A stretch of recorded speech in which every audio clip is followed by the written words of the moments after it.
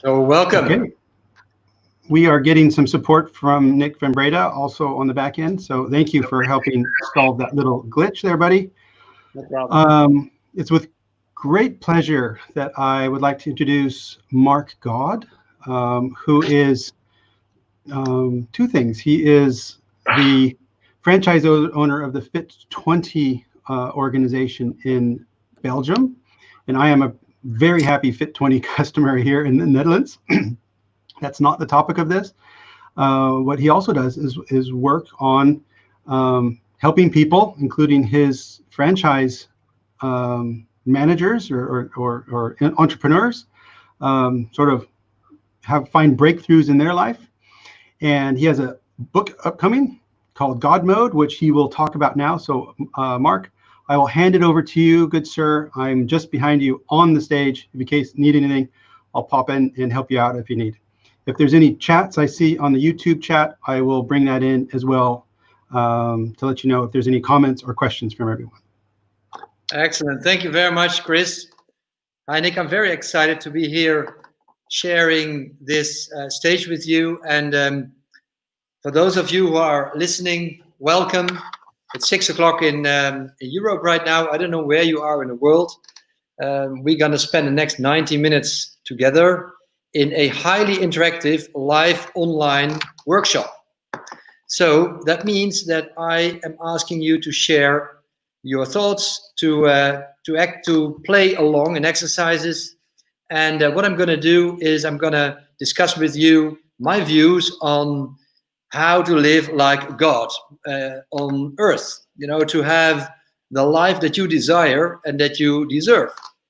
And it's no hype. It's just, it's something that I truly believe in, that once we allow ourselves and enable ourselves to live great lives, that we feel we have more freedom, more fun, more fulfillment, that we are in a place where we can also help other people have great lives.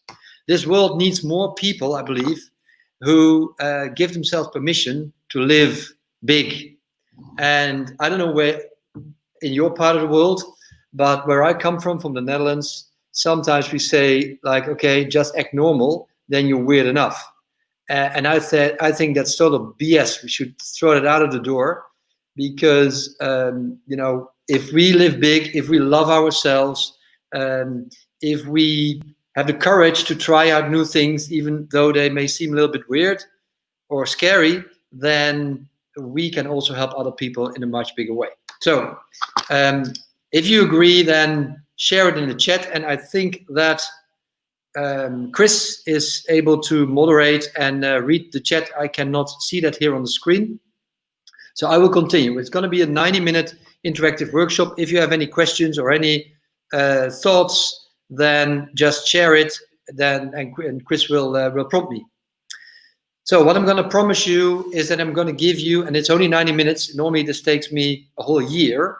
In fact, to help you realize that and implement new habits, new mindsets, new attitudes to actually, realize this vision of more freedom, more fun, and more fulfillment in your life. You need that. One thing is having the knowledge.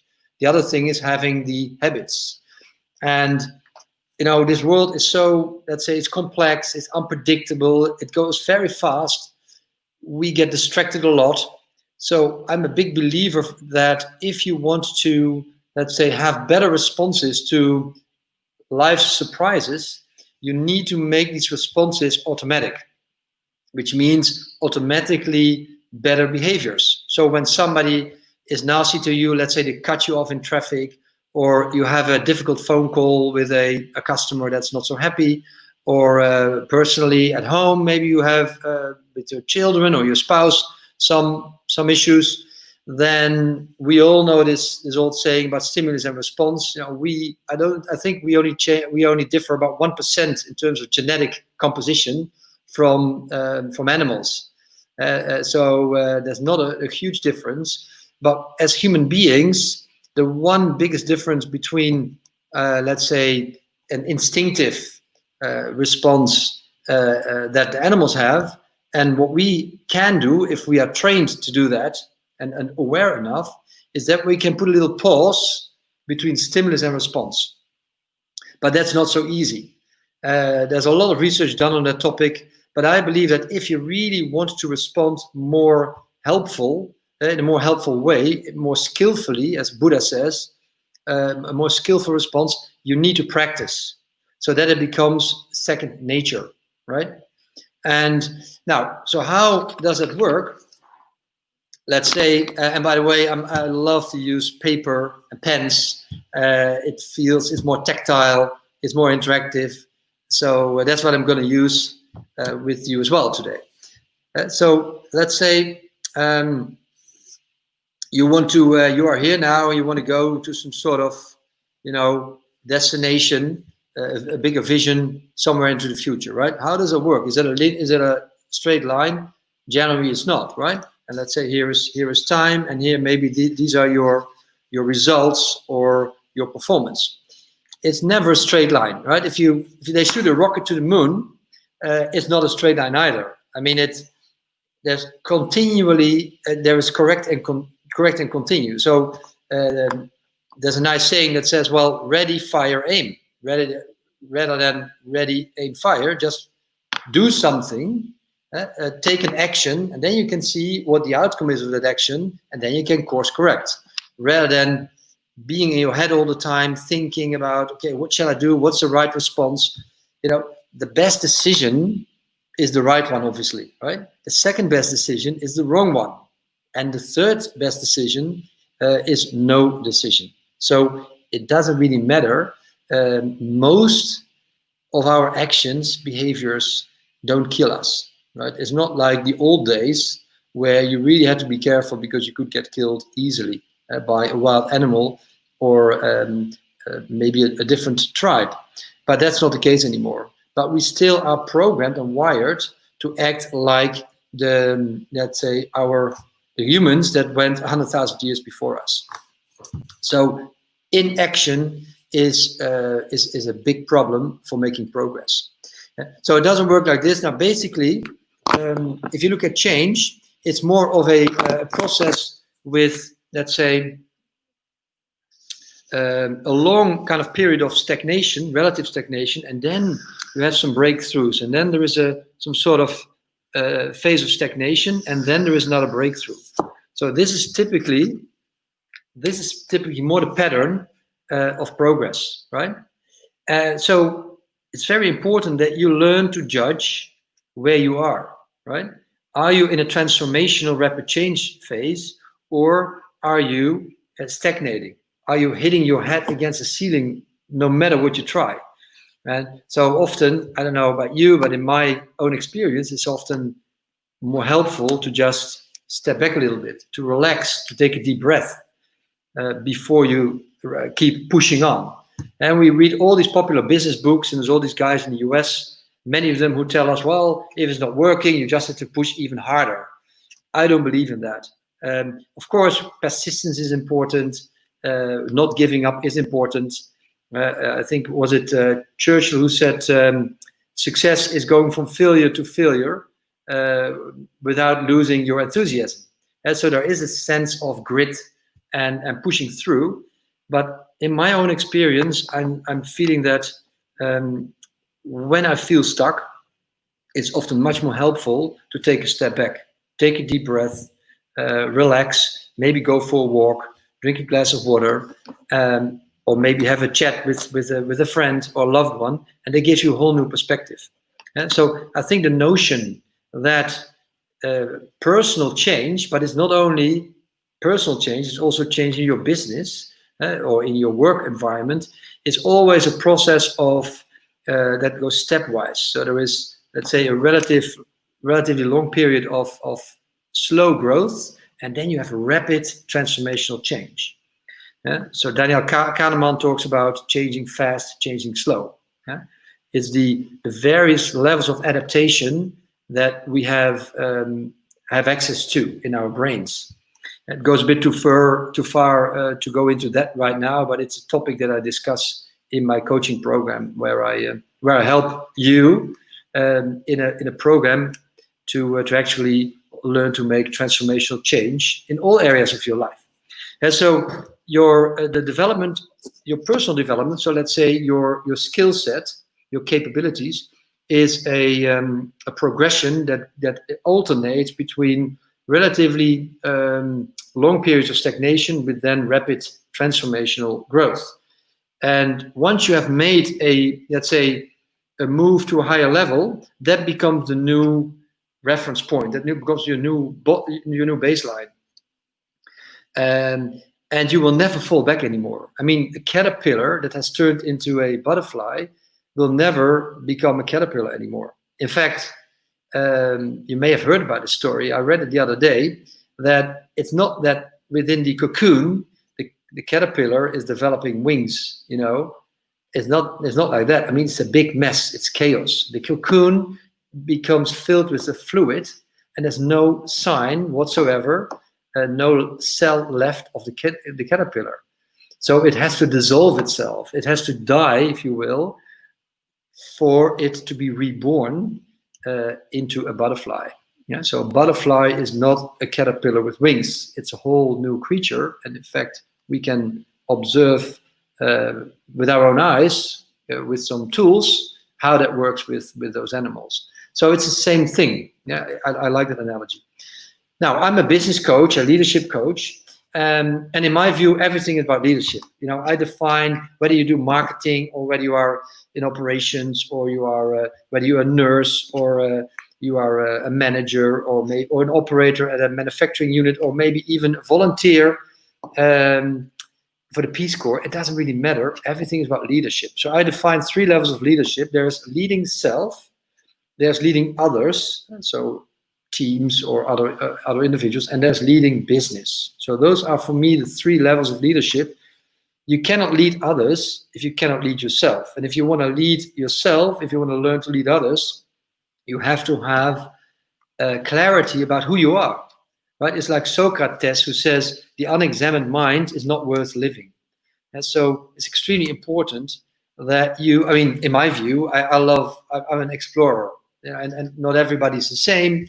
I make that mistake at times, but I am very much excited by the process of learning, the process of discovery of who I am. You know, what are my preferences? What are my strengths? And we all have plastic brains. It's not that we learn some stuff in school, we get born with a lot of good genes or bad genes, and that's it, right? No, research suggests that we can continue to change our brains, to develop our brains, and continue to grow till the very last day, till our very last breath. So I'm just somebody who has a huge love of learning. I love to learn new stuff. It comes with a drawback, which is I get easily distracted, because there's so many things that I love to do and that I love to study, that I need some tools and techniques, and we're going to discuss some of those. Maybe the same applies to you, to be able to stay focused and to make progress on a few key projects. And so that's personal development here. And then there is your business. And in a way, it goes like that. So let's say the blue line here is a development of your business development, and the green one is PD, is personal development. So what you can see here is that your business can only develop to the extent that you develop as an individual, right? So if your business stagnates, there is a good chance that it is because you have some limiting beliefs, or maybe some unhelpful practices in your life that you need to change personally. So that's, again, the personal leadership, and then you get your business leadership, which is a combination of leading others, or you cannot do anything meaningful by yourself alone, right? You always, one way or the other, I mean, we all want to be independent human beings, but I don't know how long you can live without the help of anybody else, even if it's your supermarket where you can just go and grab what you want to eat, right? I think it's a fallacy or myth that in our Western world, anyone can live long without the help of anybody else, even if we don't realize it. And so the ability to interact effectively with other people is an extremely important skill. And so if your business stagnates, that's probably because you have some limiting beliefs or you have some new capabilities that you need to learn, right? Or maybe it can even go a level deeper.Maybe it's at the level of your identity. Maybe you have identified with the busy entrepreneur or the busy professional, the person who has to do everything herself. So if you want to make progress towards towards making your business bigger, towards helping more customers, for instance, you need to be able to let go. You need to learn to delegate to other people. And that's not so easy. You need to learn how to do that. And so I'm a big believer of freedom. I think we all are born to be free. I mean, I feel extremely free. If it's okay, I'll tell you a little bit about myself. I've worked in businesses for over 30 years. So I've been in large corporations, worked and lived all around the world. I was in the petrochemical industry, had great opportunities to learn, meet great people, work with great people, and have great impact. At the same time, after 15, 20 years, I felt I want to make a shift. I want to get more control over my life, because my kids were getting older, and we were having these golden handcuffs, if you will. We were being moved as expats all over the world. Salary is great. You live in wonderful houses, but you have no control anymore over where you live, what you do, with whom you work, which projects you work on. And so I chose to make the leap of faith. In fact, I've been talking about it for a very long time, until my wife said to me, Caroline, said, "Okay, Mark, either you do it or you stop talking about it, and I'm behind you." Now, I'm forever grateful to her for that, because if she hadn't done that, then I still would have been in a big corporation with this. And by the way, there's nothing wrong with that. Many of my friends still do, but I wanted to have more freedom, more control, and I wanted to be able to decide where I work, when I work, with whom I work, what I do, what impact I make. And especially that last point is something which is interesting in my view. And it took me until I was 43 years old to come to that realization that basically all my life I had been working to support other people's goals, right? And I felt, especially in the beginning, I felt pretty aligned with their goals. Why? Because in pursuing the corporation's goals, I had the opportunity to develop myself. Very similar to this picture here, but this element of fulfillment, this element of making a big impact on the world with what I do, with my knowledge, with the way I interact with people, that for me was the freedom that I couldn't find in the big corporations, and also the freedom of time. We now live in the center of Brussels, Belgium. We just moved a couple of weeks ago here we were in the countryside with a family home, but then the youngest one just graduated this year in a bit of an awkward way for a high school student, but he didn't have to do exams like all of our high school students, people that we know, but yet he got his diploma and he will be moving on to university. So all three of our children will be out of the house, and my wife and I are starting a new chapter in our life. So we long wanted to go back into city life where we had been 20, 30 years ago. So I love it. We got rid of one car. I decide on my time, how I spend it, where, with whom, or what. So I've got this freedom of time. It's fantastic. As Chris announced, I have two businesses. So I've got and in fact, I'm going to talk about that tomorrow at 3 o'clock for 1 hour with one of my studio managers. I own the master franchise for Belgium and Luxembourg for a high-end personal training concept. So this is boutique studios. We got 12 of them right now in Belgium. It started in the Netherlands 15 years ago. I started 5 years ago in Belgium, and in the Netherlands 15 years ago. There, they've got 130 studios. We have 150 globally, with more than 15,000 clients that we are supporting every week. Once a week for 20 minutes. I'm not going to share more about that. Then you have to come back tomorrow at 3 o'clock. on this channel here, on this stream. But this is amazing. So apart from that, let's say that being a business owner for that Fit20 business in Belgium and Luxembourg, so it's a franchise system. I'm also a business and a leadership coach. So I help entrepreneurs and professionals like you to make massive progress in all areas of their life. Primarily, of course, their business. So the business goals are my primary focus of helping you. But I don't know about you, but I believe very much in balance and peace of mind. I want sanity. I want balance, and I want, let's say, to be successful in all areas of my life.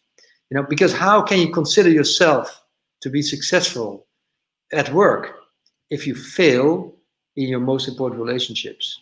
Think about that. And that's maybe a little bit painful to come to that realization. Of course, some relationships may not work, but I believe that if an area in your life is not working, then that will draw back everything else.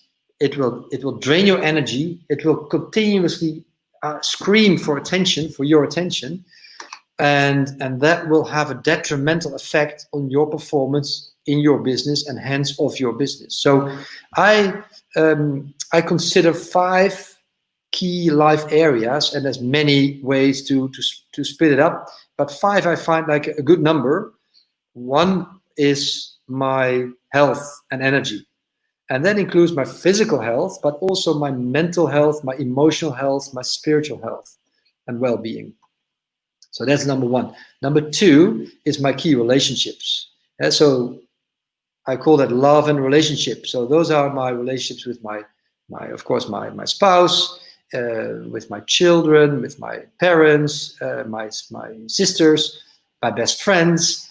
That's on the personal side, but of course there is also the business side where I've got all the stakeholders, my customers, my franchisees, my team, my extended team of support people like digital marketeers, copywriters, analysts, financial advisors. I've got this whole extended team working for me and helping us accelerate fast with our business.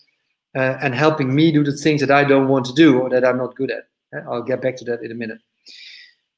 So the second area is my key relationships. The third area is money and wealth. We need income now, cash to pay the bills, but also to pay for the things that we love to do, hobbies, vacation, cars, convenience, clothes, what have you. So money and wealth, but also we need wealth building for the future. You know, it's very, very sad to learn that the average American owes $25,000 when they die.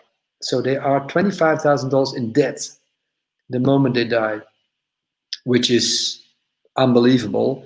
And I don't think it's much better in Belgium or where I live, or in the Netherlands, or in many other Western cultures and countries. So it's something to keep an eye on, especially if you're an entrepreneur. It's not so obvious. I mean, if you work for a big corporation and it's a good corporation, then often they take care of you. You get health insurance, you get a pension, all that kind of good stuff. Maybe you get shares or stock options. But if you're an entrepreneur, so when I transitioned into becoming an entrepreneur, I put all my money into building the business, but I also need to be careful that I build a nest egg for later on. So the third element is money and wealth. Then there's 2 more left. One is business and career. So whether you have a job or whether you own a business, or maybe you are a solopreneur. For instance, let's say a lawyer or a doctor, a medical specialist, or those are solopreneurs. These people, they, you also need to take care of yourself, a dentist, you name it.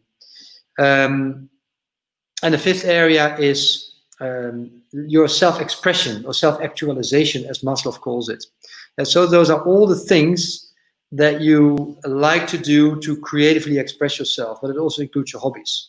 And so health and energy, love and relationships, money and wealth, business and career, and self-expression or self-actualization. Those are the 5 areas, and I like to consider them as a wheel of life, if I call it, like I want to call it. So I want to do a little exercise with you, and I hope you have a piece of paper. If not, you can do it by the top of your head. But if you have a piece of paper, draw a circle, and please draw those 5 areas. So let's say we got here health and energy. We got love and relationships. We got money and wealth building. We got business and career. And we've got, let's say, self-expression or self-actualization. So those are the 5 areas. Now, I want to give yourself a score on a scale of 1 to 10 for each of these areas. And of course, you can, later on, you can do it for yourself in a very detailed way, as I suggested. So if you look at the area of health and energy, you can split it into physical health, mental health, emotional health, and spiritual health. But just now, do just a global number, a global score for each of the 5 categories. Give yourself a number on a scale of 0 to 10, with 0 being you're not very happy with your current level of let's say, where you're at, and a 10 being it's totally fantastic. You can recommend your health or the quality of your relationships to everyone on the planet. So give yourself a score. I give you a few minutes. And write that score down next to each of the categories. So let's say I'm going to do that for myself now. Please do the little exercise real quick. We don't have a lot of time today.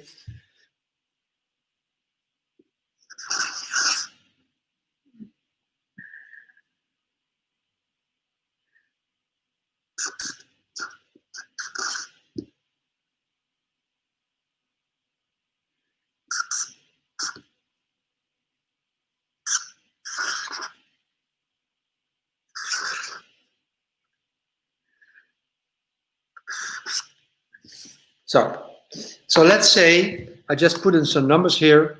I would give myself an 8 for health and energy, a 7.5 for love and relationships, a 7 for money and wealth building, a 10 for self-expression or self-actualization, and a 9 for business and career.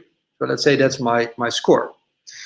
Now, and it's very easy. I mean, if I ask you to do that, it's very easy to give yourself a qualitative score on each of these 5 life areas. And this is an exercise I do regularly, at least once a year, but generally once a quarter. I like quarterly planning very much. So what I do in my workshops, if I support you, and that is a program that takes a year, where I'm going to support you for a whole year in getting to where you want to be in all these areas of your life. And that's a mix of physical face-to-face meetings, workshops of a full day. There are sometimes that can be even an outside retreat, depends on what kind of program you sign up for. And there is also a lot of online interaction, either as a small group or one-to-one, which means you get as much access to me as you need, one-on-one, or in these set meetings with a smaller group, to really help you make the progress that you want to make, right? So now I'm going to give you, and by the way, let's park this exercise for a minute. And now I'm going to share something with you first, real quick, which is, and I promised you, the title of this talk is the 7 breakthrough keys to transform your business and your life. So we get back to this exercise in a minute. And the first key is extremely important. And it may be a little bit difficult to accept, but there's no other way. So I'm going to write it down for you. And then I'm going to see if you agree.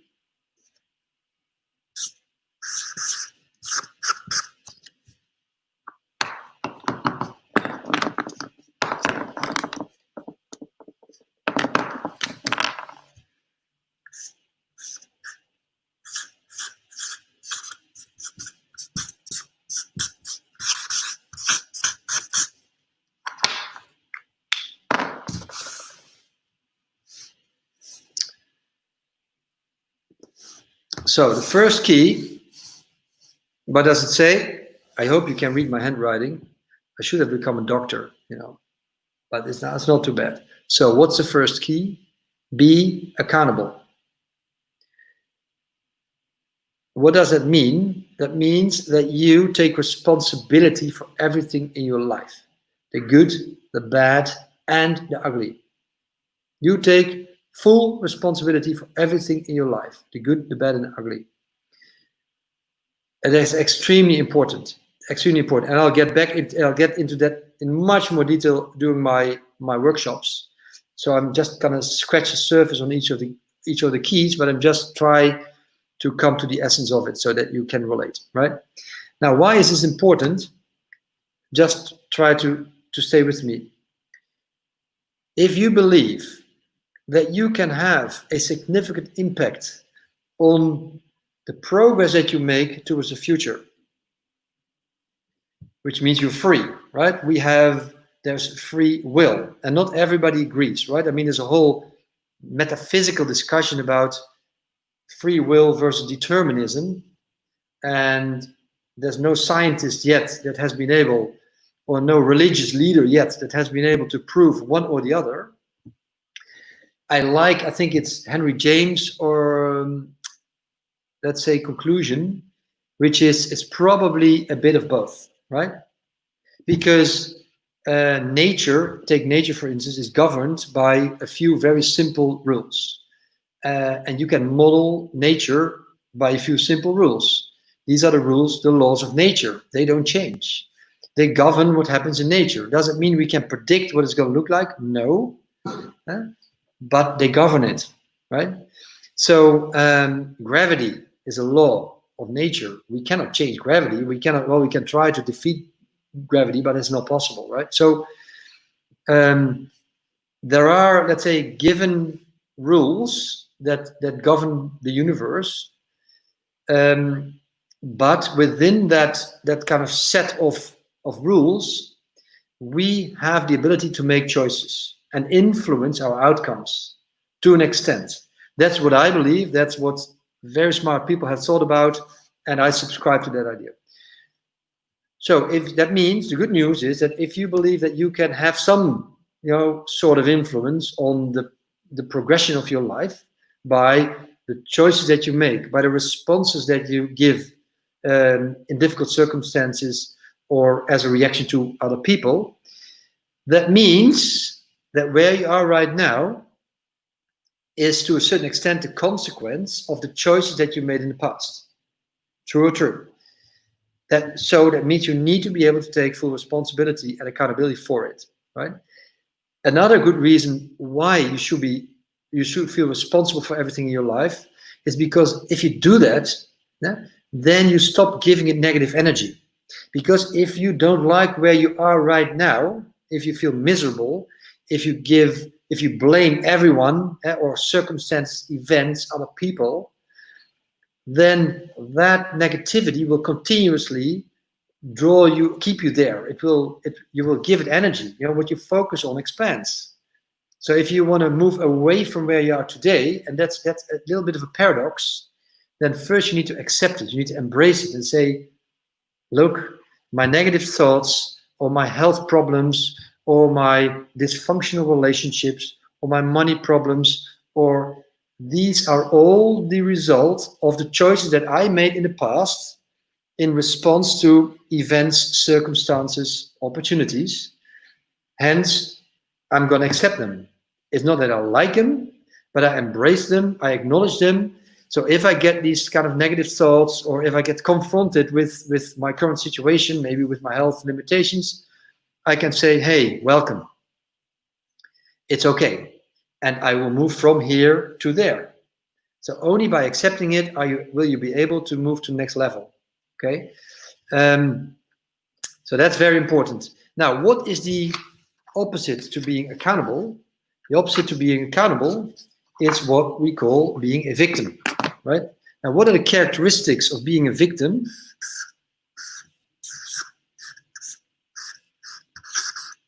Victim behavior. You can easily spot a victim by observing one of three things, and often they go together. One is victims, they love to blame. Yeah, blame the weather, blame other people, blame traffic, blame my boss, blame COVID-19. That's a fantastic one. The other one is they tend to complain a lot. Now, if you want to hear complainers, then big corporations are great for that because they've got water coolers or coffee machines. If you want to find victims, you just go there, spend time by the water cooler or the coffee machine, and you find all the victims in the corporation. They always know exactly what's wrong and how things need to be different and why they are so miserable, but it's always outside of them. They put their locus of control outside of them instead of inside of them. Yeah? The locus of control inside you means I take full control for everything in my life, which means I am an actor instead of a reactor. So blaming, complaining, or justifying.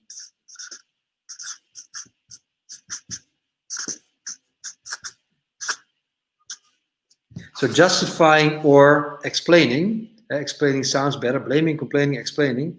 But basically, justifying means these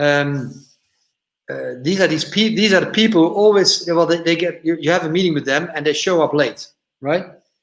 And they tell you, yeah, I'm late because, and there's always a reason. I don't give a shit why you're either late or you're on time. If you're late, okay, fine. Sorry, I'm late. But I'm not interested in knowing why you are late. Who cares? You're late. You're either late or you're not late. So own it, and just say, yeah, I'm sorry. I had a car problem. That works. I got too late into the car. That's why I'm late. So that's victim behavior. So a nice saying goes, you either have reasons or you have results. Reasons being excuses, results being progress. You cannot have both. So you either have reasons or you have results. So you have to let go of being the victim. You have to take full accountability for everything in your life. So that's key number one. Now let's go back to our wheel of life, because that's what this is called.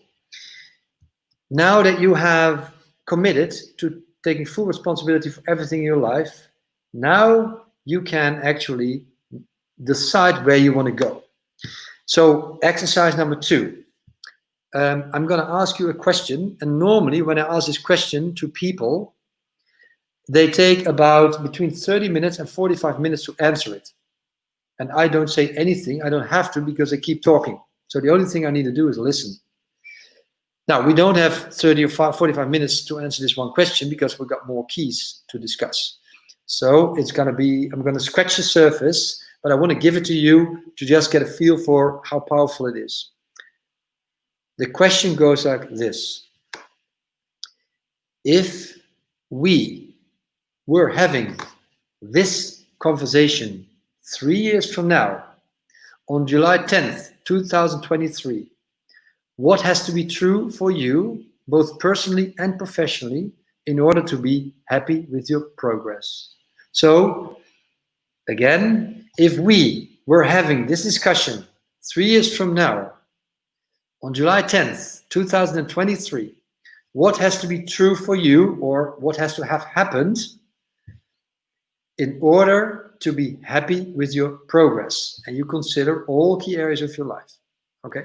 So one way to answer the question could be to say, well, let's give myself a score on any of these 5 areas that I want to improve. Maybe you want to improve your health or your key relationships, or you want to be able to put more money aside for later, or you want to maybe find a way to free yourself up from your business so you have more time for other important things in life.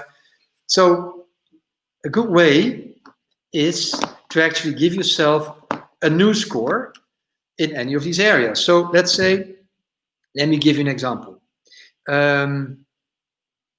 I'll take my, let's say, love and relationships. Okay, I want to move that one, let's say, to a 9. Okay,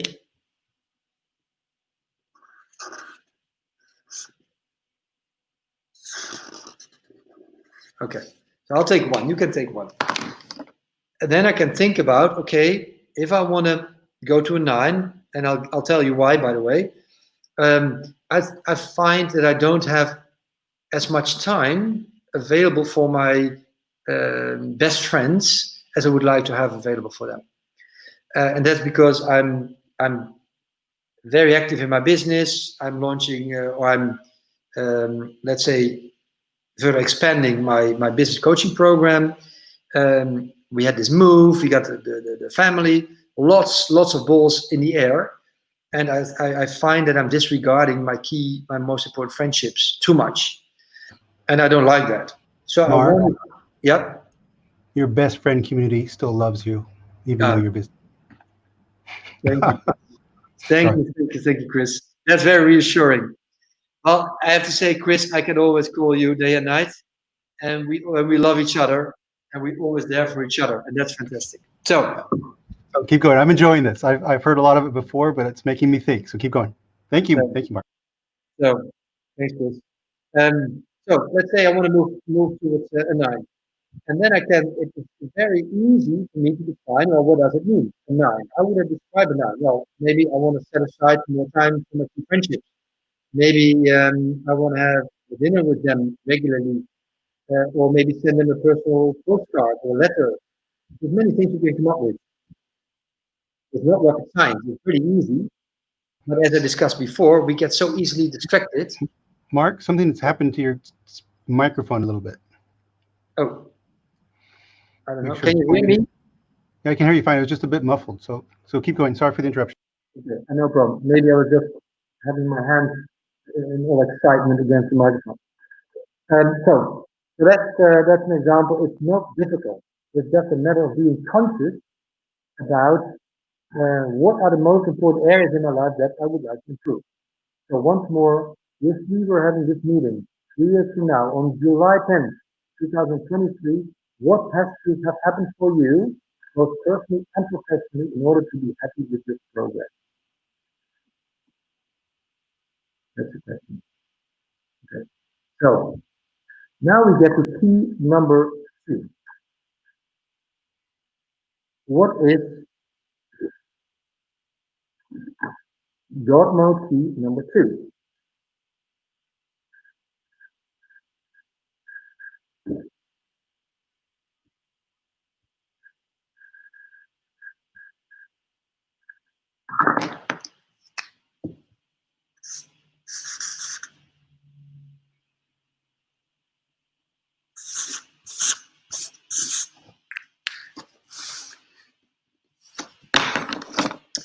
Key number 2 is be bold. So I want you to give yourself permission to be bigger, better, bolder, brighter, and more beautiful. To allow yourself to be bigger, better, brighter, bolder, and more beautiful. Because as Marianne Williamson so famously has said, the world needs people who have the courage to be big, and people who are holding themselves back are in fact not only doing themselves a disservice, but they're doing the whole world a disservice, because you can never help other people be big if you are not willing to be big. So, and that's a curse in our society nowadays, that we believe there is scarcity. And I know this is a controversial saying, because we talk about, well, how sustainable is our current growth? We are depleting key resources. We are overpopulating the planet, and what have you. I mean, there's many good talks about that. But I am a big believer in this idea of abundance.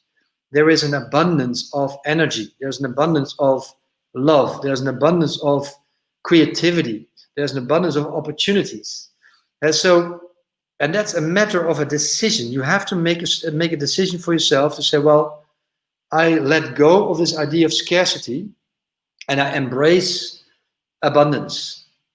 And it doesn't mean that we should be irresponsible. I mean, I hate wasting stuff, wasting resources, wasting materials. This whole consumption society, that's a whole different thing. But there is abundance. There is so much energy. There's so many ideas. We could feed the world. We could save the planet 10 times over if we just allocated these resources properly. And if we made it frictionless for these resources to find the right places where they are needed most. But there's enough energy on the sun to actually convert all the water that we need to convert into fresh water, to light the whole planet, to feed, to produce all the food that we need to feed everyone a nutritious meal, to have the medicine that we need. Although, talking about medicine, but that's more for tomorrow, I'm a big believer in prevention. That's also victim behavior that we think, well, other people like hospitals or insurance companies or the government need to take care of me, of my health and my well-being. I don't believe in that. Yes, of course, if we are in a disaster, they do. I mean, that's a sane society that takes care of its weakest participants. But overall, we have been equipped as human beings to take care of ourselves and to help each other and prevent diseases and prevent issues from coming up and getting worse. So allow yourself to think bigger, bolder, brighter, more beautifully. That's a big one. So that's key number 2.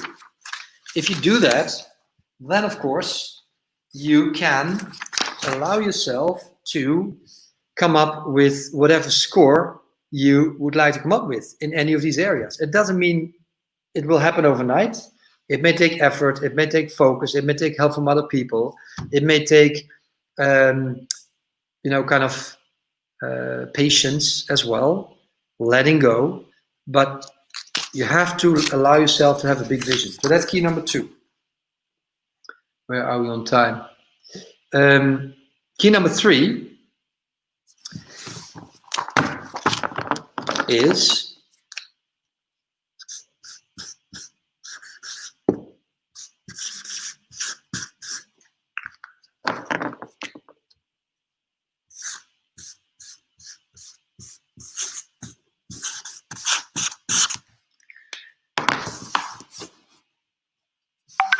so key number 3 is be unique, right?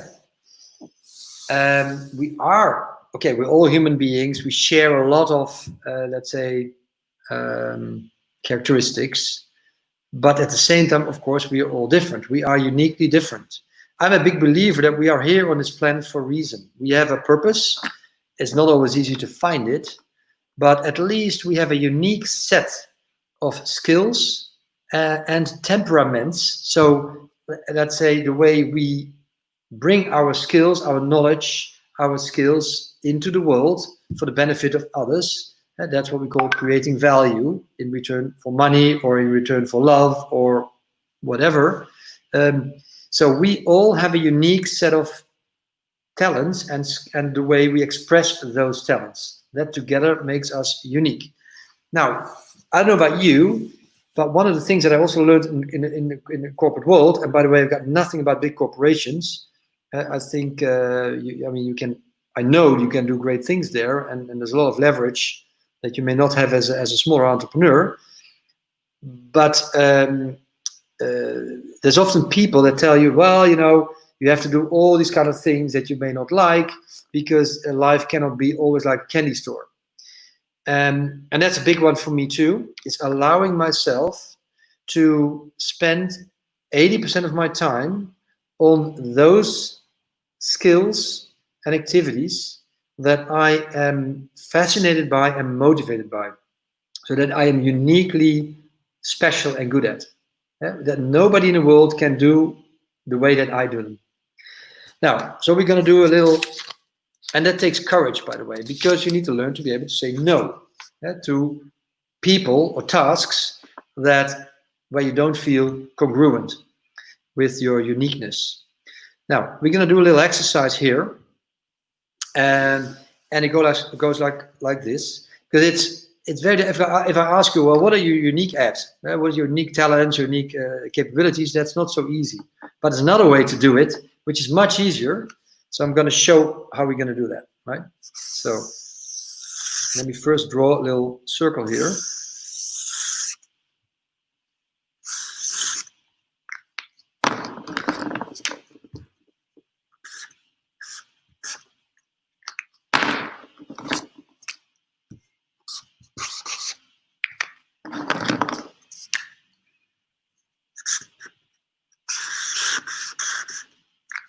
Okay, so I need to figure out how to put these papers back right in the right place. It's about this. Okay, so you see three circles here, or three, elliptoids.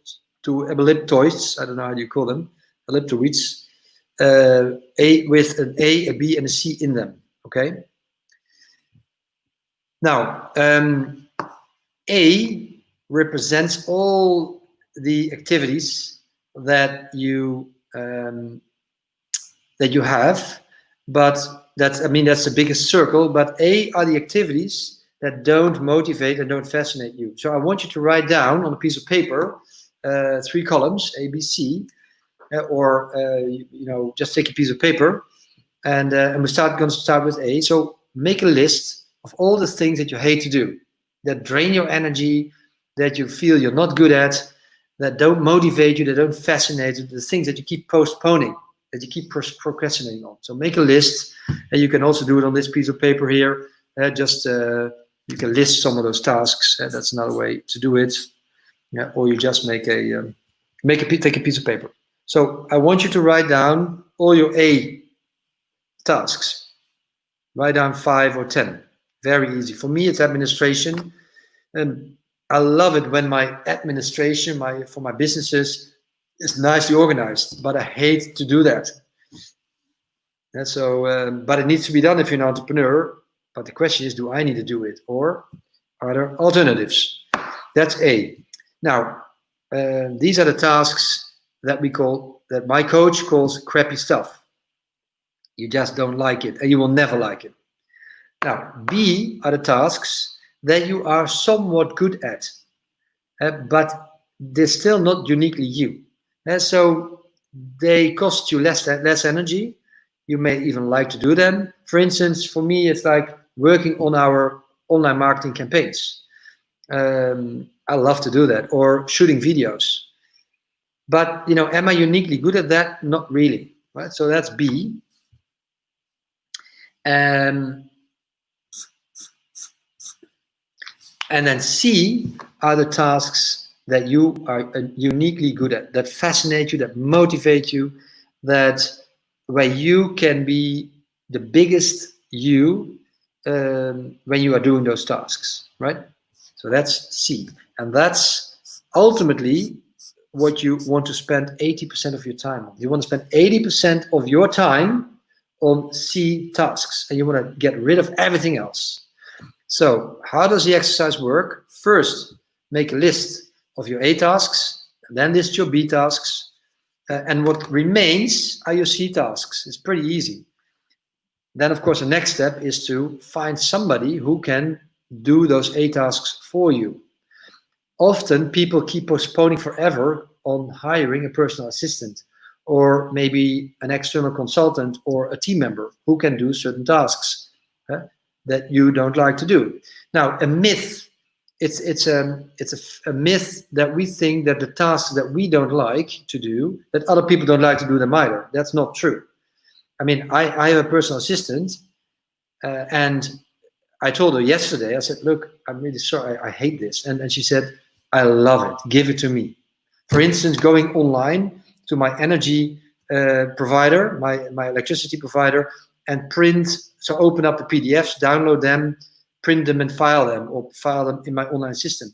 And for my accountant, I hate that because it's a very repetitive task. I need to log on, I need to remember the password, then I need to open these applications, and every application is different. I don't like that. And she said, I love it. And I love to log into all these bloody different systems and then download the files, save them, and send them to the accountant. And I said, well, that puts a big smile on my mouth, on my face, that you love that. So the thing that you need to remember here is that, first of all, you are uniquely designed and wired to do a set of tasks and activities in a unique way that nobody else can do or wants to do as much as you do. It's totally okay that you work towards allocating more and more time towards those few key tasks that make up your unique ability. And third, you just have to remember that you don't have to feel guilty at all to try to delegate the other tasks. Why? Because there are other people who love to do these A and B tasks. So actually, you're giving work to these people. You're not throwing it over the fence. You're truly delegating, you're empowering them, you're trusting them, and you're making them part of your team or your extended team. So that's key number 3. Be unique. I hope you still like it. I said it's going to be a highly interactive workshop. Well, the interactivity of this workshop is going to be you doing the exercises, you thinking and exploring your brain, exploring your emotions. Does it irritate you what I say? Does it scare you?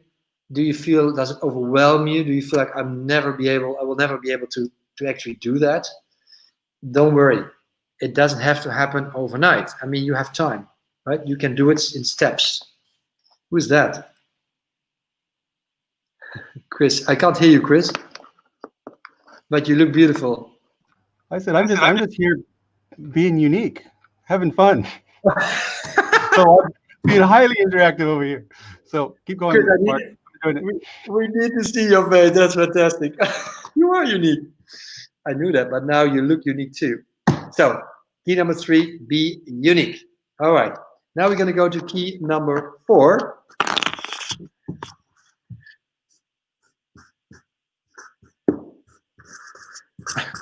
Chris, you're putting a smile on my face. I'm not sure I can get rid of that smile over the course of the next half hour. So key number 4, and that's, by the way, that's totally okay, is be, what is it? Key number 4 is be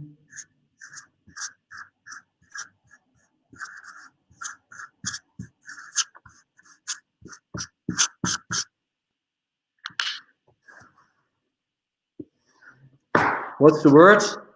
Key number 4 is be deliberate. Okay? Be deliberate. Why?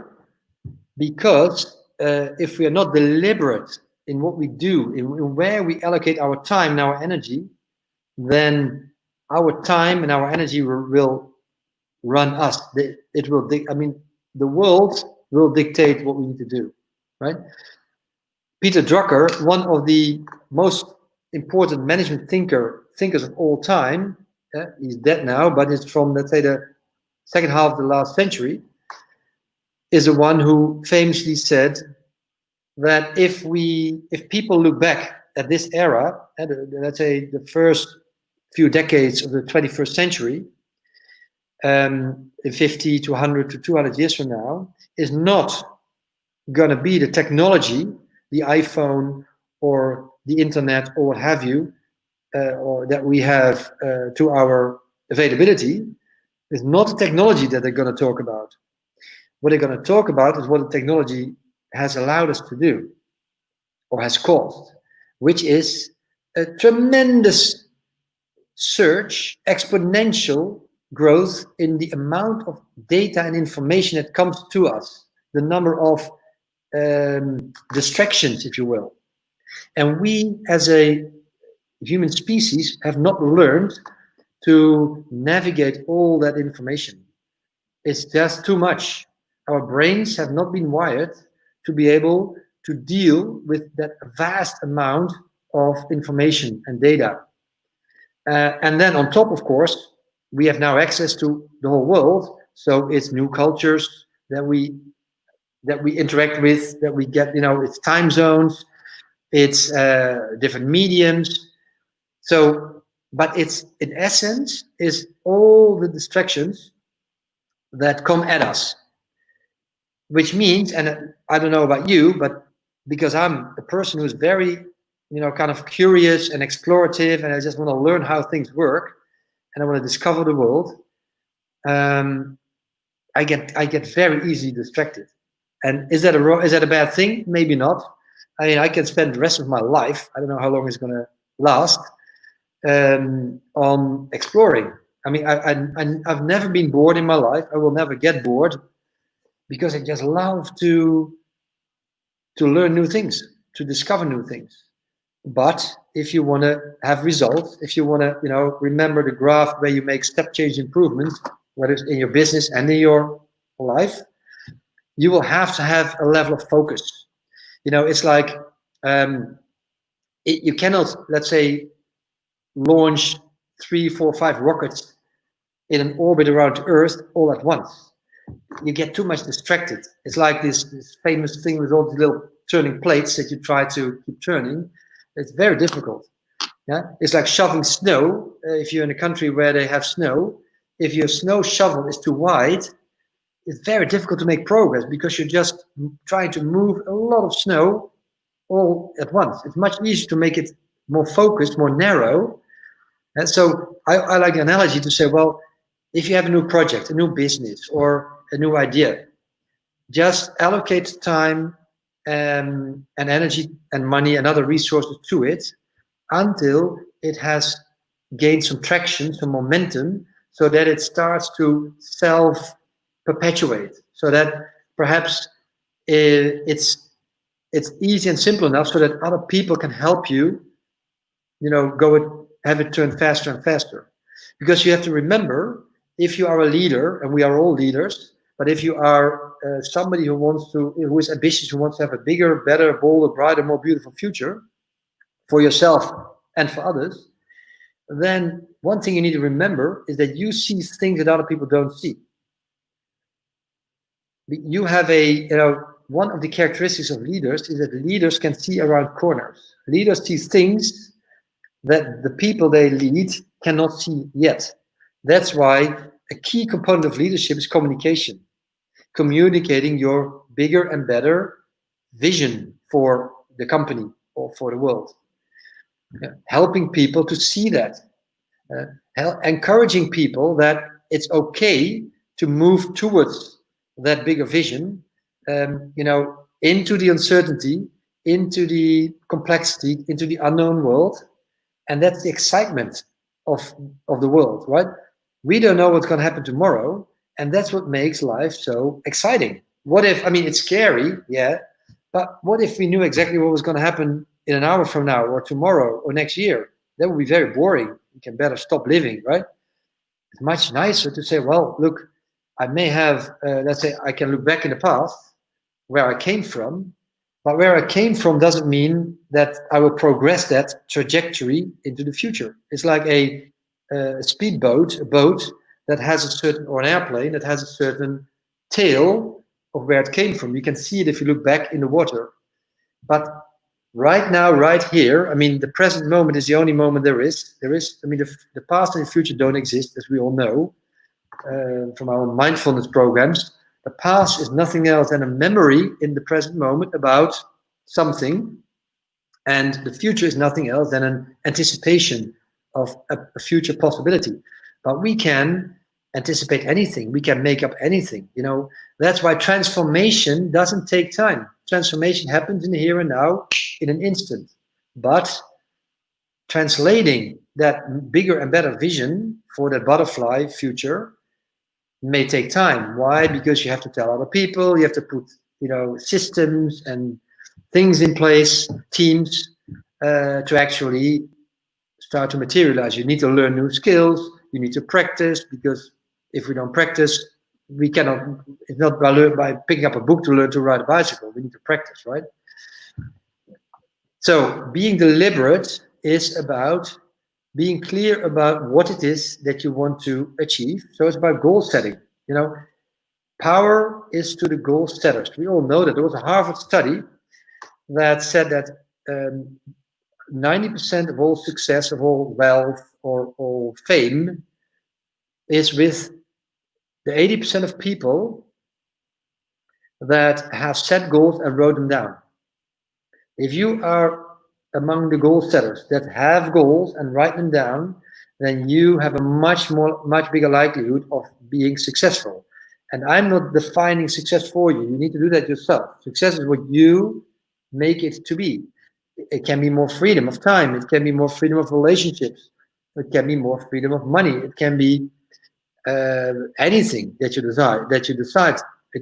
Think back about the 5 categories.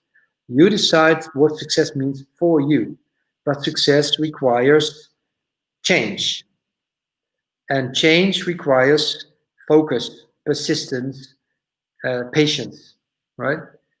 So being deliberate is about goal setting. Now, earlier I said I love the 90-day, kind of the quarter, as a timeline. So if we go back to the circle of the 5 life areas, what I like to do in this specific key of being deliberate is to set specific goals. So I have a little, I don't have it here. I do, but we don't have time to go into much detail.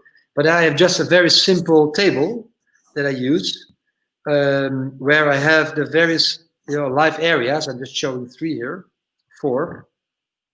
And then you can say, well, what is my vision and my big vision for my life? Then you can say, well, where am I right now? So that's now. And you can say, well, where do I want to go? So I call that my 90-day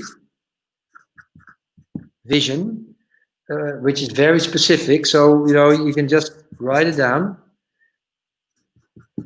And then what are the one to 3 actions that I can take in the next 90 days to move from where I am to where I want to be?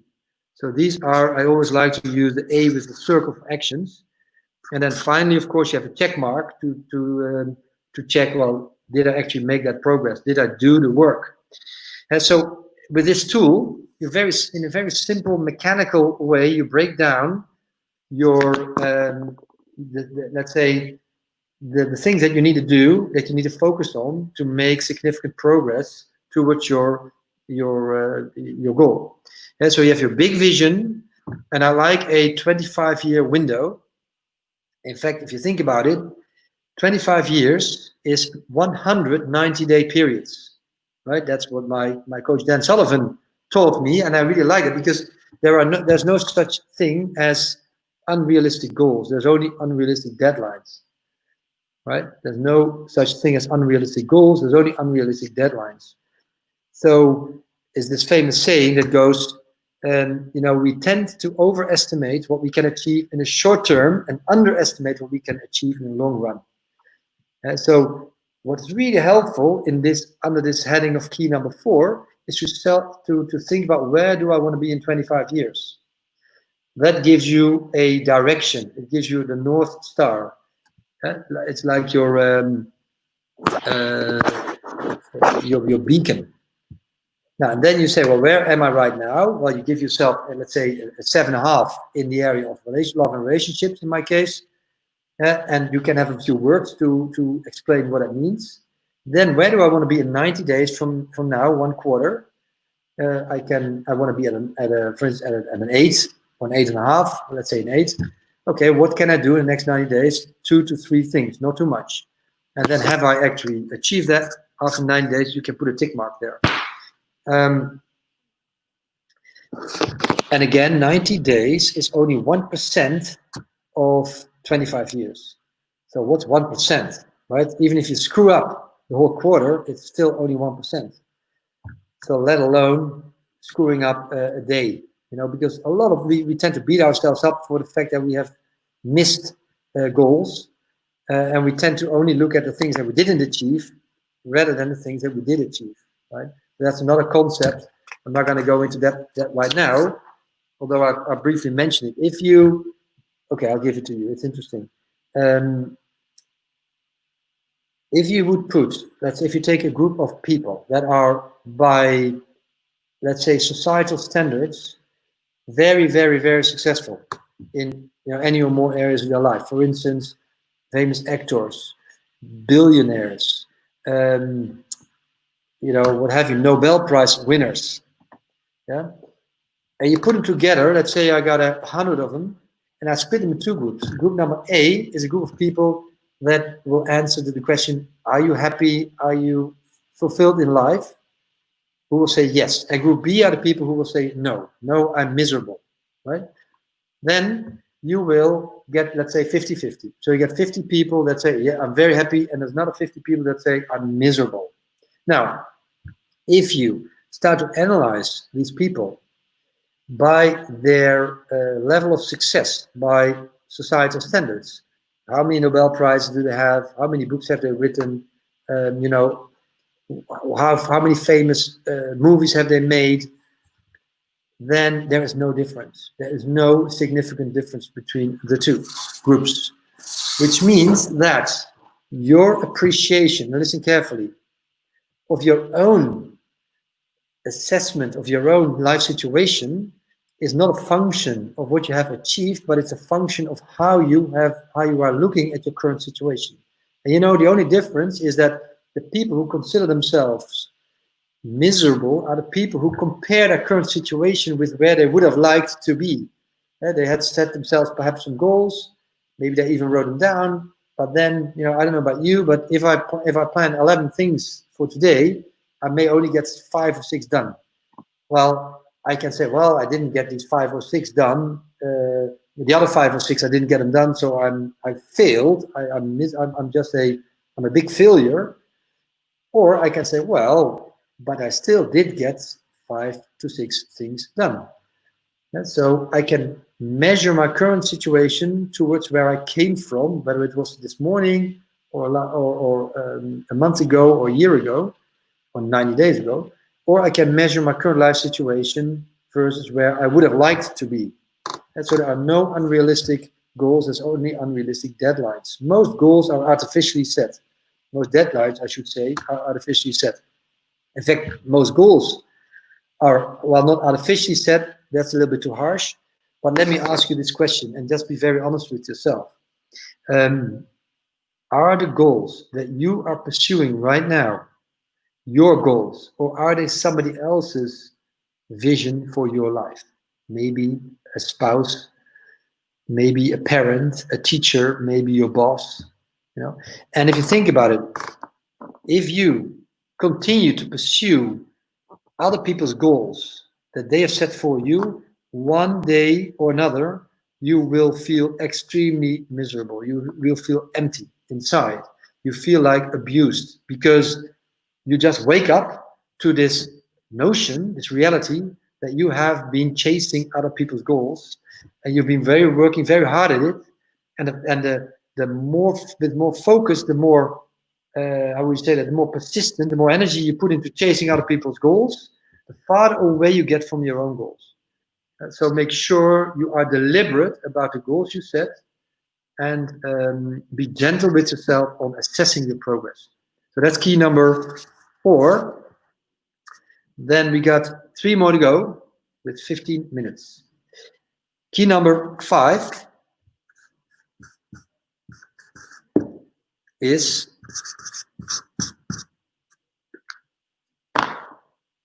be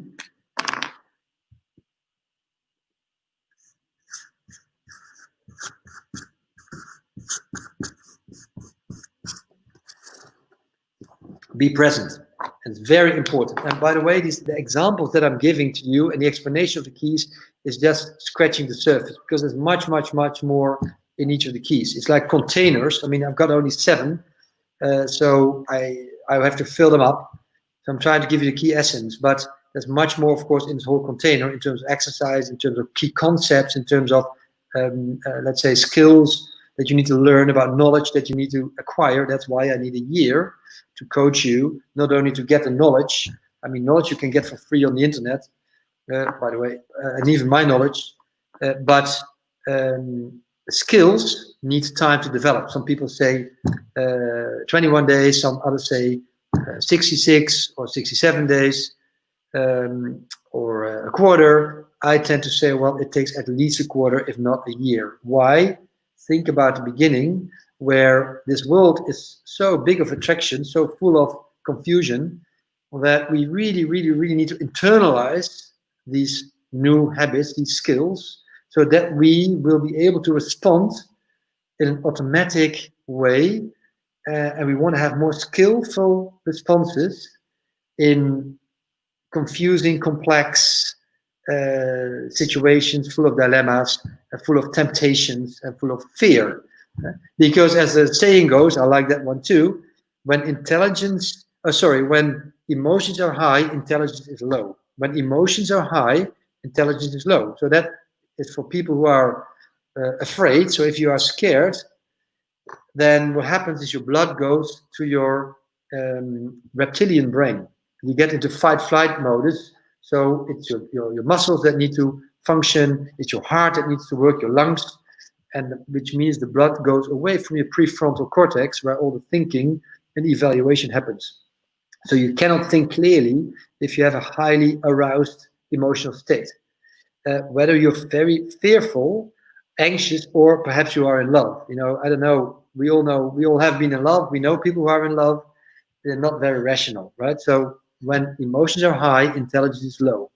So that's why we need to learn to make these new and better ways, these new skills, these new behaviors so much ingrained, so much our our new normal, that we can respond in very unpredictable, fearful, high emotional states.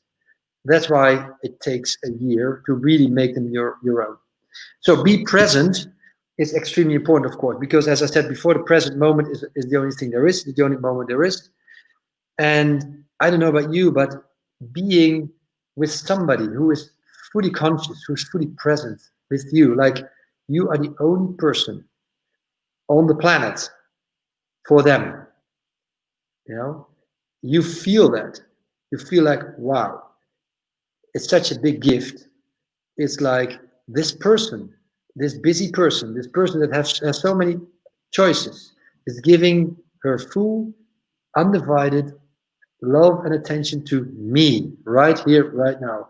Time stops. So being present is extremely powerful for building a great relationship, for making progress, for enjoying life, for tasting everything there is to taste. So, but it's not easy. And there is lots of exercises you can do there. Mindfulness, the most important one and easiest one is to breathe, right? So if you feel you're somewhere else with your mind in the past or in the future, then stop, call yourself the stop, and say, and then breathe. Sit straight, take a deep breath, and do that a few times, and that helps you to get grounded, to get present.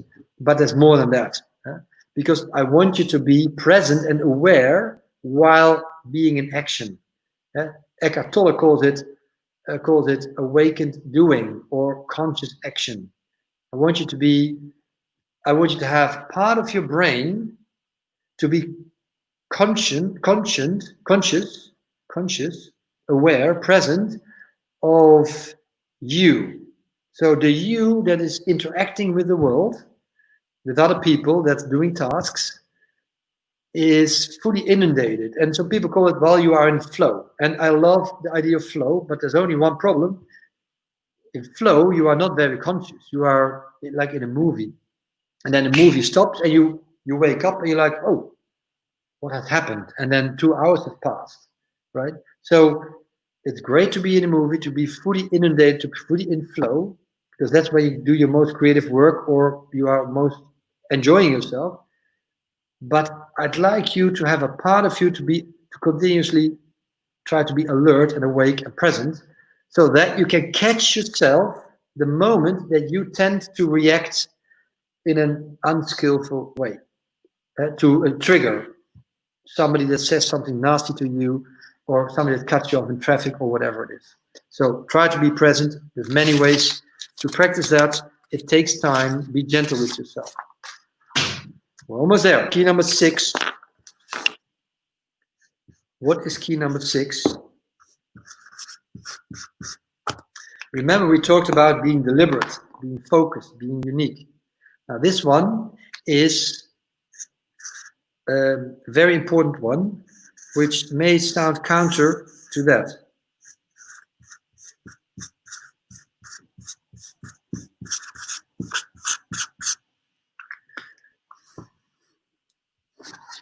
What does it say? Be adaptable, be flexible. Why is that important? Especially as you are interacting with the world, it's extremely important to be able to adapt. Keep an open mind.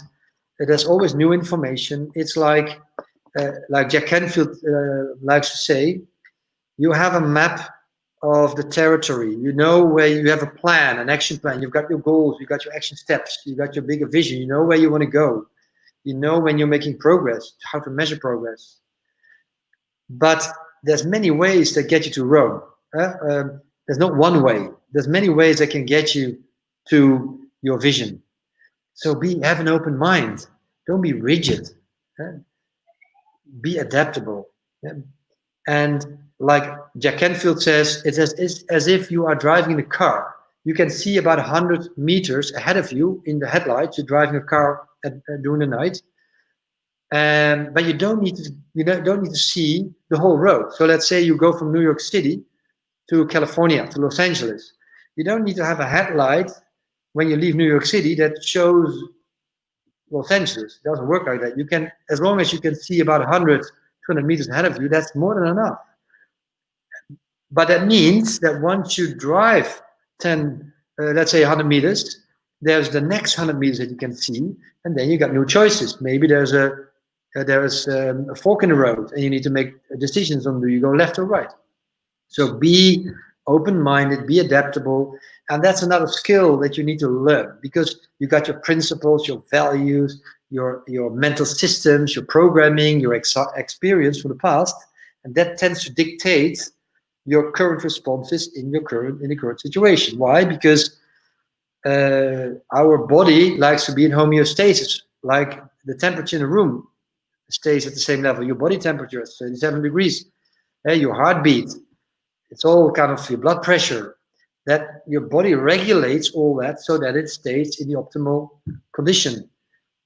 That's the same thing with our behaviors. We tend to keep recreating our current reality because we keep repeating the same behaviors in the same circumstances. So if you really want to make a step change, a transformational change in your life or in your business, you need to, let's say, adopt new thinking and new possibilities. You need to start experimenting, which means you need to be adaptable. And key number 7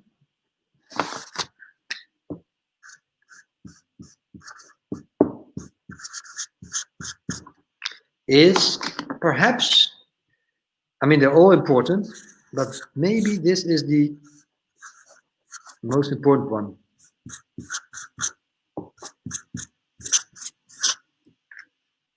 In a way, it's a virtue, and maybe it's the virtue of all virtues, being grateful for everything in your life. Be grateful for everything in your life. Gratitude is the shortest route to happiness. There's 5 tricks, let's say strategies, that will bring you instant happiness. I mean, a feeling of happiness. And there's a whole body of research on the science of happiness and positive psychology. We have no time to get into that. But basically, everyone has a range of happiness. And of course, some people are generally more happy than others. There's people who are more neurotic, more depressed. But within, let's say, each general level, there is a range. And you can be at the lower end of your range of happiness, or you can be at the higher end. So if I ask you, how happy are you? Doesn't matter where you are with your band. If you are at this level, at the top end of your range, your band, you say, I'm happy. If you are at the bottom end of your band, you say, no, I don't feel so happy. So, and that is the same for everyone, no matter where the absolute level of happiness is. So, and purpose of life is to be happy, is to enjoy it. In fact, it's funny, when I did my coach certification a couple of years ago, my coach said to me, Mark, if I can give you one piece of advice, just relax and enjoy life. And I'm like, can it be that easy? Yes, it can be that easy. So gratitude is the shortest route to happiness. Exercise is another one. Journaling is one. There's more, but this one, being grateful for everything in your life, is extremely important. So what do you do at the end of the day? You and also at the beginning of the day, by the way, you make a little list. It's an exercise that I'd like you to do, to think about what are the things that I'm grateful for right now. Yeah? And just write it down. Try to do it every day, and it will make a huge, huge, huge positive impact on your life. So those are the 7 keys to transform your business and your life. I call them God mode keys, because not only because of my name, but that's why I give myself permission to use that term. I think if we're able to do that, then we can live like as much as close as we can come to this idea of God, the universe, higher power, whatever you call it. So finally, I got 2 minutes left before I give the word back to Chris. I hope you enjoyed it. I had to go very, very, very fast. I hope it gave you value. I hope you are making some progress. You've got some new ideas. Now, if you like it, then go to my website, marcgod.com. Okay. And I'm going to write it down for you, Marc.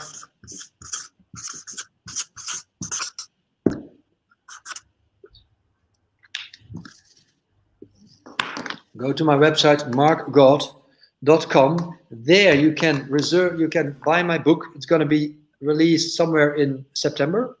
God Mode, the 7 breakthrough keys to transform your business and your life. You can also get some information on my coaching work, so you can connect with me. And again, I wish you all the best in your life. I wish you a big, bold, bright future now, and have the biggest impact in the world that you can have, and have the greatest amount of happiness and joy that you can imagine. Thank you very much.